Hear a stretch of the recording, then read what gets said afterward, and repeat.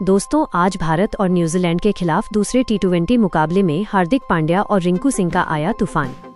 आखिरी ओवर में team India को दिलाई रोमांचक जीत। दोस्तों, स्वागत है आपका एक बार फिर हमारे चैनल में। दोस्तों, भारत और न्यूजीलैंड के बीच आज दूसरा T20 मुकाबला खेला गया, जहां पर लाजवाब परफॉर्मेंस करते हुए हार्दिक पांड्या और रिंकू सिंह ने आखिरी ओवर में टीम इंडिया को रोमांचक जीत दिलाई। जहां पर आखिरी ओवर में भारतीय टीम को जीत के लिए 17 रनों की जरूरत थी और कमाल का परफॉर्मेंस करते हुए टीम इंडिया ने इस मुकाबले में आखिरी गेंद पर जीत दर्ज कर ली। तो ये सांस रोक देने वाले मुकाबले का पूरा हाईलाइट वीडियो हम आपको इस वीडियो में बताएंगे। लेकिन दोस्तों, उससे पहले आप भी भारतीय टीम के शानदार परफॉर्मेंस को देखकर खुश हैं तो वीडियो को एक लाइक जरूर कर दें। वीडियो का लाइक टारगेट हमने रखा है मात्र 1000 लाइक। और साथ ही दोस्तों, आप भी चैनल पर नए हैं और अभी तक चैनल को सब्सक्राइब नहीं किया तो चैनल को सब्सक्राइब करके बेल आइकन जरूर दबा लें। तो चलिए जानते हैं आज के इस बेहद ही शानदार मुकाबले का पूरा हाईलाइट वीडियो शुरुआत से ही। तो सबसे पहले बात करेंगे आज के इस मुकाबले के टॉस की। तो दोस्तों, आज के इस मुकाबले में सिक्का उछाला सूर्य कुमार यादव ने और गिरा भी उन्हीं के पक्ष में। टॉस जीतकर सूर्या ने आज पहले गेंदबाजी का फैसला किया। न्यूजीलैंड की टीम को पहले बल्लेबाजी के लिए आमंत्रित किया। न्यूजीलैंड की टीम आज बगैर किसी बदलाव के मैदान पर उतरी तो टीम इंडिया ने भी कोई बदलाव नहीं किया। पहला ओवर डालने आए टीम इंडिया की तरफ से अर्शदीप सिंह की तीसरी गेंद पर ही एक लाजवाब शॉट खेला। एक्स्ट्रा कवर के ऊपर से गेंद को 4 रनों के लिए बाउंड्री लाइन के पार भेजकर डेविन कोवे ने अपनी पारी का आगाज किया। इसके बाद दूसरा ओवर हार्दिक पांड्या डालने आए तो इनके सामने भी रचिंद्र रविंद्र ने एक शानदार स्ट्रेट शॉट खेला और एक और चौका इन्होंने भी जड़ दिया। दोनों बल्लेबाज एक एक चौका लगा चुके, लेकिन इसके बाद तीसरे ओवर की तीसरी गेंद पर टीम इंडिया को पहली सफलता मिली। एक बार फिर से यहां पर डेविन कोवे के बल्ले का बाहरी किनारा लेकर गेंद सीधे संजू सैमसन के हाथों में चली गई और यहां पर भारतीय टीम को बड़ी सफलता मिल गई। संजू सैमसन का कमाल का कैच एक बार फिर देखने को मिला और डेविन कोवे सिर्फ 7 रनों का योगदान देकर पवेलियन लौट गए। तो वहीं पर इसके बाद रचिन रविंद्र की पारी भी ज्यादा लंबी नहीं हो पाई और वो भी अपना कैच दे बैठे और भारतीय टीम को एक और सफलता मिल गई।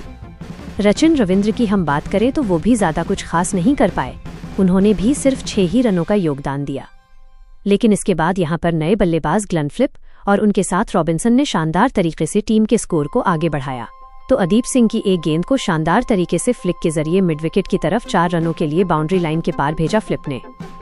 तो वहीं पर इसके बाद इन्हीं की गेंद पर एक और बड़ा शॉट इनके बल्ले से देखने को मिला और इस बार तो सीधे स्टैंड में पहुंचाया और अपनी पारी का पहला छक्का यहां पर इन्होंने जड़ दिया। पिछले मुकाबले को जहां पर छोड़ा था वहीं से शुरू की अपनी फॉर्म को। इसके बाद हार्दिक पांड्या के ओवर में भी एक और लाजवाब कट शॉट के जरिए गेंद को बाउंड्री लाइन के बाहर भेजने में कामयाब हुए रॉबिन्सन और अपनी पारी का इन्होंने एक और लाजवाब चौका यहां पर जड़ दिया। अब शानदार तरीके से पावर प्ले में ही बेहतरीन परफॉर्मेंस करते हुए न्यूजीलैंड की टीम ने 52 रन बना लिए 2 विकेट के नुकसान पर। लेकिन इन दोनों बल्लेबाजों का शानदार परफॉर्मेंस जारी रहा। हार्दिक के सामने ही रॉबिन्सन ने एक और बड़ा शॉट खेलते हुए गेंद को मिड विकेट के ऊपर से 6 रनों के लिए बाउंड्री लाइन के पार भेज दिया। वहीं पर इसके बाद तो इन दोनों बल्लेबाजों ने शानदार परफॉर्मेंस करते हुए 8 ओवर में ही टीम के स्कोर को 80 रनों तक पहुंचा दिया, जिसके बाद यहां पर शानदार तरीके से न्यूजीलैंड की टीम इस मुकाबले में कमबैक कर चुकी थी और इस कमबैक को और पुख्ता किया यहां पर ग्लेन फिलिप के बल्ले से निकले हुए एक और लाजवाब छक्के ने, जो कि 106 मीटर दूर स्टैंड तक गया, यानी कि गेंद काफी लंबी ट्रैवल कर रही थी। लेकिन इसके बाद वरुण चक्रवर्ती के सामने एक और बड़ा शॉट खेलने के लिए गए रॉबिन्सन, लेकिन यहां पर इनसे गलती हुई और ये शॉट को ज्यादा लंबा नहीं खेल पाए और अपना विकेट गंवा बैठे। लेकिन इनके आउट होने के बाद यहां पर ग्लेन फिलिप ने मार्क चैंपमैन के साथ स्कोर को आगे बढ़ाना शुरू किया। तो वहीं पर वरुण चक्रवर्ती की एक और गेंद को इन्होंने बड़े शॉट में तब्दील करते हुए एक बार फिर से स्टैंड तक पहुंचाने का काम किया और एक और लाजवाब छक्का यहां पर इन्होंने झड़ दिया। इसके बाद तो दोस्तों यहां पर कमाल का परफॉर्मेंस इनका जारी रहा और इन्होंने एक और कट शॉट के जरिए गेंद को फिर से बाउंड्री लाइन के पार भेज दिया। देखते ही देखते यहां पर शानदार परफॉर्मेंस करते हुए फिलिप ने अपना बेहतरीन अर्धशतक पूरा कर लिया और न्यूजीलैंड की टीम का स्कोर भी अब काफी तेजी से आगे बढ़ रहा था, क्योंकि अब न्यूजीलैंड की टीम 200 के पार जाती हुई नजर आ रही थी। इस मुकाबले में भी जसप्रीत बुमराह हो चाहे अर्शदीप सिंह, अब कोई भी गेंदबाज इन दो बल्लेबाजों के सामने कारगर साबित नहीं हो पा रहा था। इसी बीच यहाँ पर जसप्रीत बुमराह की ही एक गेंद को मिड विकेट की तरफ फिर से बाउंड्री लाइन के पार भेजा मार्क चैंपमैन ने। दोनों बल्लेबाजों ने ताबड़तोड़ बल्लेबाजी करते हुए शानदार शतकीय साझेदारी भी पूरी कर ली और इसी दौरान यहाँ पर मार्क चैंपमैन ने भी अपना अर्धशतक पूरा किया। तो वहीं पर दूसरी तरफ काफी आक्रामक बल्लेबाजी करते हुए नजर आ रहे थे इस टीम के एक और धुरंधर बल्लेबाज ग्लेन फिलिप्स, और देखते ही देखते दोनों बल्लेबाजों की साझेदारी भारतीय टीम के गेंदबाजों के लिए मुश्किलें साबित करती हुई नजर आ रही थी। अब न्यूजीलैंड की टीम 18 ओवर की समाप्ति के बाद ही 190 रनों तक पहुंच गई थी। वहीं पर ग्लेन फिलिप्स भी अब 90 रनों पर बल्लेबाजी कर रहे थे। लेकिन इसी बीच यहां पर एक और बड़ा शॉट खेलने के लिए ग्लेन फिलिप गए, लेकिन यहां पर गलती कर बैठे। उनका शानदार कैच यहां पर शिवम दुबे ने पकड़ा और वो 90 रनों की पारी खेलकर पवेलियन लौटे। इसके बाद मार्क चैंपमैन ने एक बार फिर से बड़ा शॉट के जरिए गेंद को बाउंड्री लाइन के पार भेजा और एक और लाजवाब छक्का इनके बल्ले से भी देखने को मिल गया। 19 ओवर में ही 200 रनों के पार पहुंच गई थी टीम। लेकिन इसके बाद मार्क चैंपमैन के रूप में एक और विकेट यहां पर न्यूजीलैंड की टीम ने गंवाया। अब यहां पर आखिरी ओवर में बल्लेबाजी करने का मौका था। शानदार तरीके से डेरिल मिचेल के सामने, जहां पर उन्होंने एक और लाजवाब शॉट के जरिए गेंद को फिर से बाउंड्री लाइन के पार भेज दिया और एक और कमाल चौका इनके बल्ले से देखने को मिला। वहीं पर न्यूजीलैंड की टीम ने शानदार परफॉर्मेंस करते हुए निर्धारित 20 ओवर में शानदार परफॉर्मेंस करते हुए भारतीय टीम के सामने 208 रनों का स्कोर खड़ा किया और भारतीय टीम के लिए जीत के लिए 209 रनों का विशाल लक्ष्य रखा। यानी कि भारतीय टीम को इस मुकाबले को जीतने के लिए अच्छी शुरुआत की जरूरत थी। वहीं पर इस लक्ष्य का पीछा करने उतरी टीम इंडिया की तरफ से संजू सैमसन के साथ अभिषेक शर्मा पारी की शुरुआत करने उतरे। ताबड़तोड़ शुरुआत की उम्मीद थी और हुआ भी कुछ ऐसा ही, क्योंकि मुकाबले की पहली गेंद पर चेकऑफ डप्पी को एक बड़ा शॉट खेला। यहां पर अभिषेक शर्मा ने और गेंद को पहुंचा दिया सीधे एक्स्ट्रा कवर के ऊपर से 6 रनों के लिए बाउंड्री लाइन के पार। तो इसके बाद इन्होंने ओवर की आखिरी गेंद पर भी एक और लाजवाब शॉट खेला और इस बार भी गेंद को सामने की तरफ बड़े शॉट में तब्दील करते हुए एक और लाजवाब छक्का यहां पर जड़ दिया। पहले ओवर में ही 2 बड़े छक्के अभिषेक शर्मा के बल्ले से देखने को मिले। इसके बाद काइल जेमसन गेंदबाजी करने आए दूसरे ओवर में, तो यहाँ पर संजू सैमसन ने भी लाजवाब तरीके से गेंद को फ्लिक किया और बैकवर्ड स्क्वाड के ऊपर से एक लाजवाब छक्का इन्होंने भी झड़ दिया। यानी कि आज टीम इंडिया के बल्लेबाज सिर्फ छक्कों में डील कर रहे थे। लेकिन इसके बाद दूसरे ओवर की 5वीं गेंद पर भी संजू सैमसन ने एक बार फिर से लाजवाब शॉट खेला और इस बार गेंद को मिड विकेट की तरफ बाउंड्री लाइन के पार भेजते हुए एक और लाजवाब चौका यहाँ पर जड़ दिया। अब दोनों बल्लेबाज जिस प्रकार के बल्लेबाजी कर रहे थे, कमाल ही तरीके से टीम का स्कोर आगे बढ़ रहा था। लेकिन तभी यहां पर लाजवाब गेंदबाजी करते हुए भारतीय टीम को पहला झटका दिया काइल जेमसन ने। चौथे ओवर में टीम इंडिया को पहला झटका लगा जब संजू सैमसन एलबीडब्ल्यू आउट होकर पवेलियन लौटे। टीम इंडिया का स्कोर 32 रनों तक पहुंच गया था। लेकिन आखिरकार संजू सैमसन का विकेट लेने में कामयाब हुए एक बार फिर जेमसन। संजू सैमसन ने इस मुकाबले में 18 रनों की पारी खेली। इसके बाद नए बल्लेबाज के तौर पर ईशान किशन क्रीज पर उतरे, तो उन्होंने भी यहां पर आते ही एक कमाल के शॉट के जरिए गेंद को बाउंड्री लाइन के पार भेज दिया और टीम के लिए एक और शानदार चौका इन्होंने भी यहां पर झड़कर दिखा दिया। इसके बाद ईशान किशन ने एक लाजवाब शॉट एक्स्ट्रा कवर के ऊपर से भी मारा, जहां पर गेंद को फिर से 4 रनों के लिए बाउंड्री लाइन के पार भेज दिया। भारतीय टीम 5 ओवर की समाप्ति के बाद 50 रनों तक पहुँच गयी। यानी कि भारतीय टीम को लाजवाब व तेज तरार शुरुआत तो मिल चुकी थी।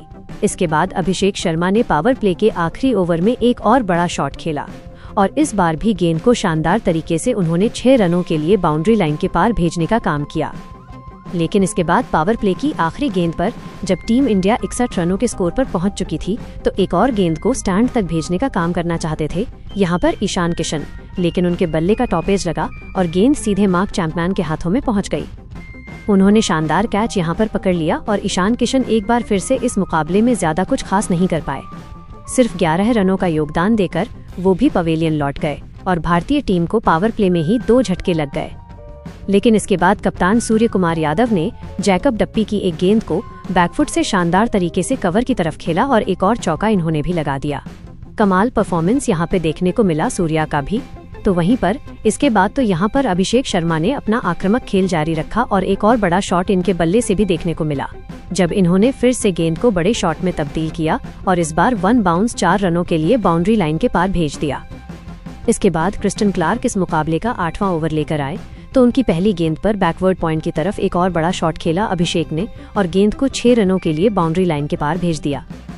अभिषेक और सूर्य की ये साझेदारी भारतीय टीम को काफी तेजी से इस मुकाबले में आगे लेकर जा रही थी। इसी बीच सूर्य कुमार यादव ने अपना फेवरेट सुपला शॉट निकाला और गेंद को बैकवर्ड स्कलेग के ऊपर से 6 रनों के लिए बाउंड्री लाइन के पार भेज दिया। भारतीय टीम का स्कोर इन दोनों बल्लेबाजों की शानदार साझेदारी की बदौलत 10 ओवर की समाप्ति के बाद 103 रनों तक पहुंच गया। यानी कि भारतीय टीम कमाल तरीके से अब आगे बढ़ रही थी। इसी बीच एक और लाजवाब कट शॉट यहां पर खेला अभिषेक शर्मा ने और गेंद को फिर से बाउंड्री लाइन के पार भेज दिया। अभिषेक शर्मा अब यहां पर पहुंच चुके थे 42 रनों के ऊपर, यानी कि अपने अर्धशतक के करीब। इसके बाद उन्होंने एक बार फिर से गेंद को बड़े शॉट में तब्दील किया और इन्होंने ग्लेन फिलिप्स की गेंद को एक्स्ट्रा कवर के ऊपर से 4 रनों के लिए बाउंड्री लाइन के पार भेज दिया। इस चौके के साथ ही ये अब 46 रनों के ऊपर पहुंच चुके थे, यानी कि कमाल तरीके से अपने बैक टू बैक अर्धशतक की तरफ आगे बढ़ रहे थे। इसी बीच इनके बल्ले से निकले एक और शानदार शॉट के जरिए, यानी कि एक बड़े छक्के के साथ इन्होंने अपना अर्धशतक पूरा कर लिया। कमाल बल्लेबाजी एक बार फिर से अभिषेक शर्मा की रही, जहां पर इन्होंने 27 गेंदों पर अपना शानदार अर्धशतक पूरा किया। इसके बाद मिचेल सटनर को भी एक बड़ा शॉट फिर से खेला। यहाँ पे कमाल तरीके से एक बड़ा छक्का यहाँ पर देखने को मिला सूर्य कुमार यादव के बल्ले से भी। अब इन दोनों बल्लेबाजों की लाजवाब बल्लेबाजी भारतीय टीम के इस मुकाबले में काफी आगे लेकर जा रही थी। इसी बीच 13वें ओवर की तीसरी गेंद पर भी एक और शानदार शॉट यहाँ पर सूर्य कुमार यादव ने खेला और एक और चौका यहाँ पर जड़ दिया।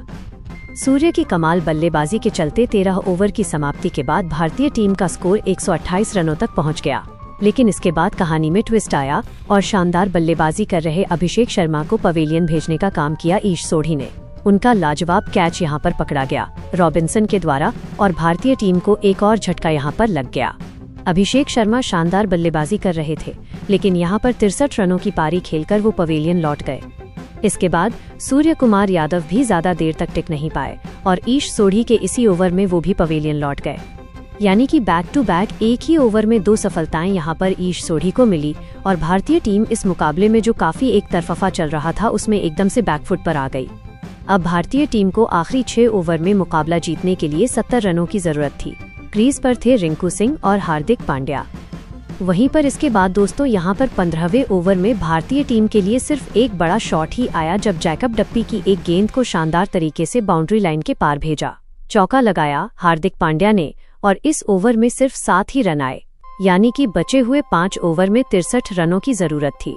इसके बाद यहाँ पे जेमसन ओवर डालने आए 16वां, तो इस ओवर में शानदार बल्लेबाजी रिंकू सिंह की देखने को मिली। एक चौका उन्होंने स्ट्रेट बाउंड्री लाइन के पार भेजा और गेंद को सीमा रेखा के पार भेजा और एक और चौका यहाँ पर इन्होंने जड़ दिया। लेकिन इस ओवर में वो कहाँ रुकने वाले थे। जेमिसन की एक और गेंद को बड़े शॉट में तब्दील किया और स्क्वायर लेग की तरफ गेंद को 4 रनों के लिए बाउंड्री लाइन के पार भेज दिया और बैक टू बैक 2 चौके जड़े। लेकिन इस ओवर में भी भारतीय टीम के लिए सिर्फ 10 ही रन आए, यानी कि अब बचे हुए 4 ओवर में जीत के लिए 53 रनों की जरूरत थी। तो वहीं पर इसके बाद इस मुकाबले के 17वें ओवर में भी रिंकू सिंह ने एक गेंद को 4 रनों के लिए बाउंड्री लाइन के पार भेजा। जब बैकवर्ड पॉइंट की तरफ जा रही गेंद को गैप में डालने में वो कामयाब हुए और चौका लगा दिया यहाँ पर। तो इसके बाद इसी ओवर में उन्होंने एक और शानदार शॉट यहाँ पर क्रिस्टन क्लार्क के सामने खेला और एक और गेंद को 4 रनों के लिए बाउंड्री लाइन के पार भेज दिया। लेकिन इस ओवर में भी टीम इंडिया सिर्फ 11 ही रन बना पाई, यानी कि बचे हुए आखिरी 3 ओवर में अब मुकाबला फंस चुका था, क्योंकि 42 रन चाहिए थे। लेकिन इस 18वें ओवर में एक बड़ा शॉट हार्दिक पांड्या ने लगाया और गेंद को 1 बाउंस 4 रनों के लिए बाउंड्री लाइन के पार भेजा। तो इसकी अगली ही गेंद पे पैरों पे गेंद डाली थी काइल जेमसन ने। इस पर भी उन्होंने लाजवाब शॉट खेला और विकेट कीपर के पास में से गेंद को 4 रनों के लिए बाउंड्री लाइन के पार भेज दिया और बैक टू बैक 2 चौके यहां पर हार्दिक पांड्या के बल्ले से देखने को मिल गए।